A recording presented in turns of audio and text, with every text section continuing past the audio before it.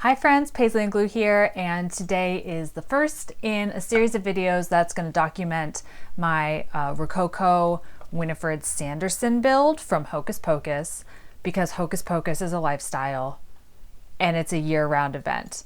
It's December, so maybe if I start now, I'll be done by the time Halloween rolls around next year. But it doesn't really matter. I'm really excited about this project. And the first video today is going to focus on some shoe modification that we did, which is probably the thing that's going to take me the least amount of time with this whole build. But I was too excited and I want to get started. So this shoe, I used a character shoe base to sort of build a fabric shell on top of it to make it have more of your stereotypical witchy shape, and then also bring that sort of buckle shoe look that we're going to get in the 18th century. So follow along if you'd like. I'm going to sort of detail my build process and hopefully give you some ideas for how to do some of your own shoe modification in the future. So I started the process by wrapping my shoe in plastic wrap and then using masking tape to make the pattern in a similar manner to a lot of armor and prop building. I got a good base of tape on the shoe and then started using tissue paper and more tape to build out the structure for the curly toe shape.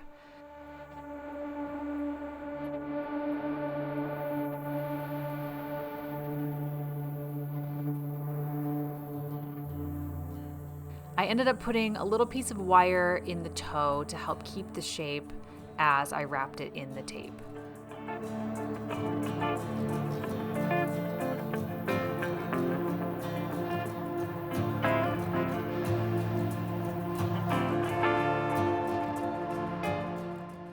I obviously also watched a lot of Critical Role as I worked on this project, which was great.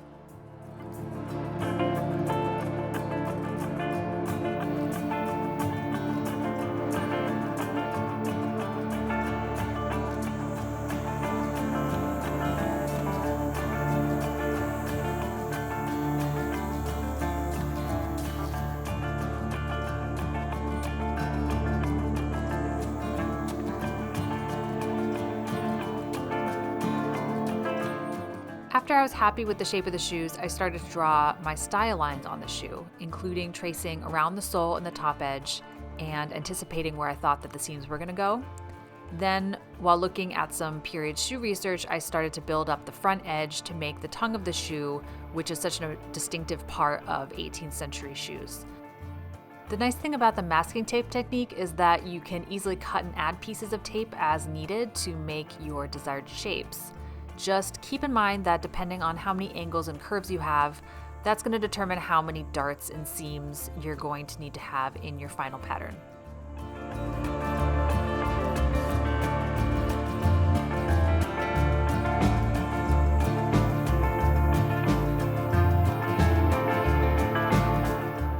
After carefully pulling the tape off the shoe, the plastic wrap layer helps here with that.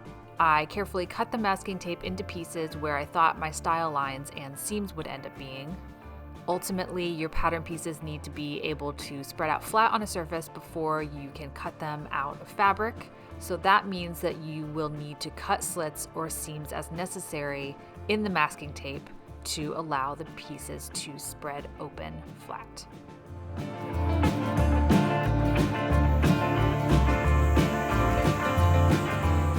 Then it was time to trace the masking tape onto clean paper. Some people just use the masking tape pieces as their patterns, but I like to trace them cleanly so I can easily make alterations and make sure all my pieces match it correctly. I ended up with some truly hilariously shaped pattern pieces and was then ready to try it out with a mock-up. I used muslin fabric to make a mock-up. I only mocked up one shoe because we should always work smarter, not harder, and you can see that the cat was doing a truly fantastic job supervising.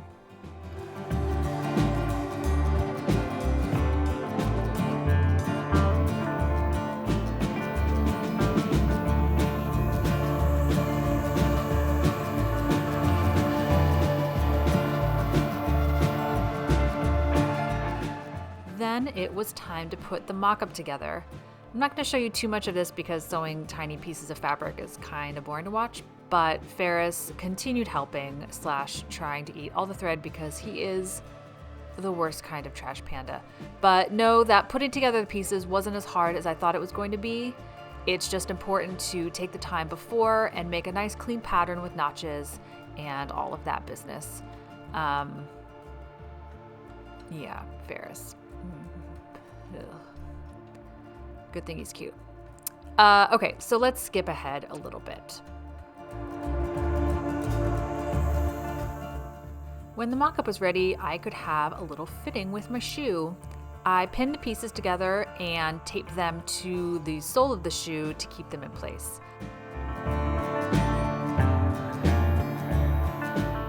Again, I marked the edge of the sole seam and then I made a few alterations at the toe, but really everything fit really super well, and I was pretty happy with everything, and I was ready to move on to the fashion fabric.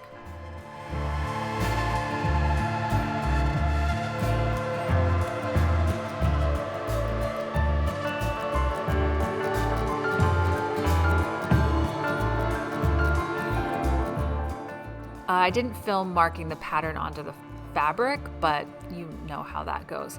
I wasn't that concerned with matching patterns, as the fabric is kind of an all-over embroidered piece, and I didn't have a ton of it left over because it was left over from another project. Here's me trying to figure out which pieces go to which foot, since there's an inside and an outside to each shoe. The front of the toe wasn't too hard to put together, except for just so many tiny pieces.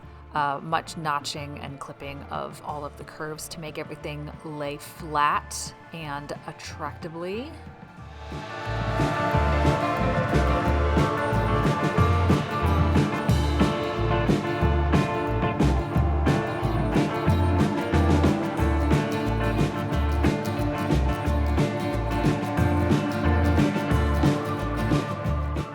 I did flatline the back section to a layer of black broadcloth to give it a little bit of structure, since it stands up past the edge of the character's shoe.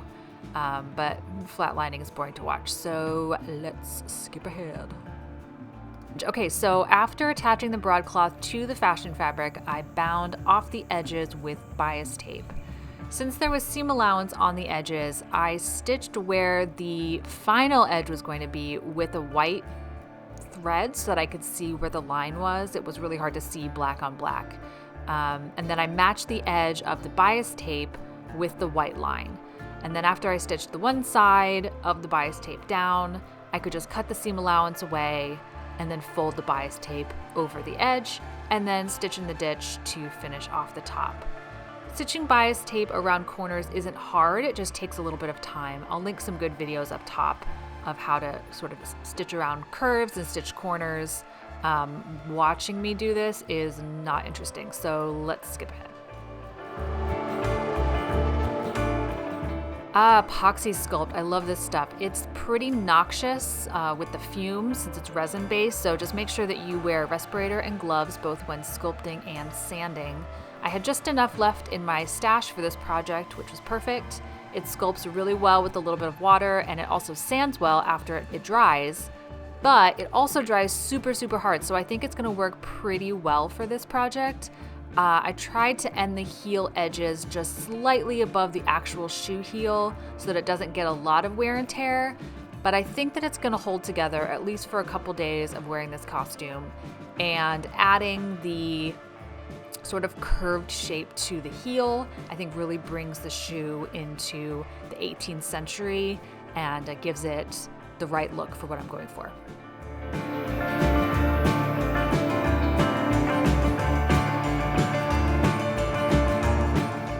After I finished the fabric covers, before I am able to attach them to the shoe, I needed to prep the shoe a little bit to glue them on. I lightly sanded down the shoe to get rid of the sheen, and then I used an X-Acto blade to rough up the bottoms just a little bit. And that will allow the contact cement to stick better if it has something to grip into. The contact cement sort of will sink into the little grooves and help it grip better, kind of like when you are doing ceramics.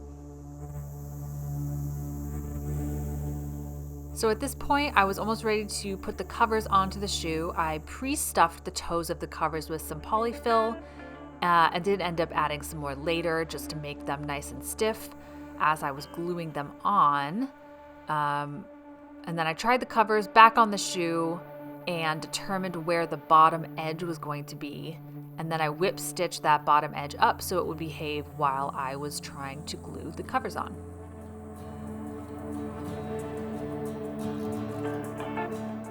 I then painted the heels of my shoes and then sealed them with some matte acrylic spray.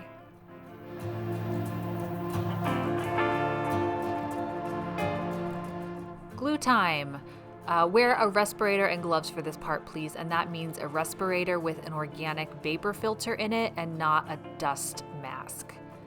Those are not the same thing, and I really want you guys all to be super safe.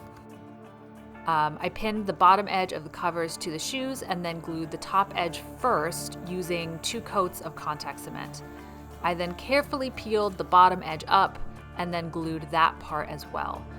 I will say that it was hard to pull the shoe toe of the cover over the shoe after the glue was on, because of course it was. If I did this again, I might try to glue the whole front of the shoe first and then pull it tight over the back of the shoe, but I was worried about getting a good fit if I didn't pin it all the way around the bottom first. Also, my contact cement is a little old, so it didn't hold as well as I would have liked around the top edge. But we got there, and the covers are on, and they are pretty secure, and everything looks really good. Okay, so here are these puppies all ready to go, and I am very happy with the way that they turned out. There's a couple things that I would do differently, but ultimately I think this was really great. It's a really great project. I was able to use everything from my stash except the actual shoe base. I had a bracelet that had broken that sort of made the right buckle at least outline on the front, so I did that for now. I may not keep that ultimately, but we'll see. The other thing I'm going to do at some point is rubber these. So there'll be rubber here covering the epoxy sculpt, and then there'll be rubber on the sole so it's not so slippery. So that'll make that look a little bit finished on the bottom. But I'm really happy with the way that the heels turned out. They have a slightly more period shape than just the straight character shoe did. And I like the way that the shell of the fabric is built up on the sides. So I think that's super fun. I probably will also change the strap on the top of the shoe. Ultimately, I will have a striped stocking of some sort on, so maybe it'll be a piece of elastic or something that matches the stripes on the stocking so that you can't see the strap as much. But for right now, I do need those to keep them on just because of the shape of the character shoe opening. Yeah, but comfortable. Obviously, I think the epoxy sculpt is it's such a hard material when it dries that I don't think that I'm gonna have a huge issue. If I was wearing these, you know, day in, day out, I'm sure that they would ship, but for, you know, a couple times, couple outings, I think that they'll be just fine. So there we go. Well, thanks for coming on that little shoe journey with me, and I hope this will give you some ideas about how you can modify some shoes to make your cosplay just a little bit more exciting on your next build. And keep in touch here. Keep in touch. Stay tuned. Stay tuned. Stay tuned here for more videos in the future as I work through my build, and each video will focus on a different aspect of the construction process, like this one did, and I'm really excited about the end product, and I'm excited to share it with you. See you next time.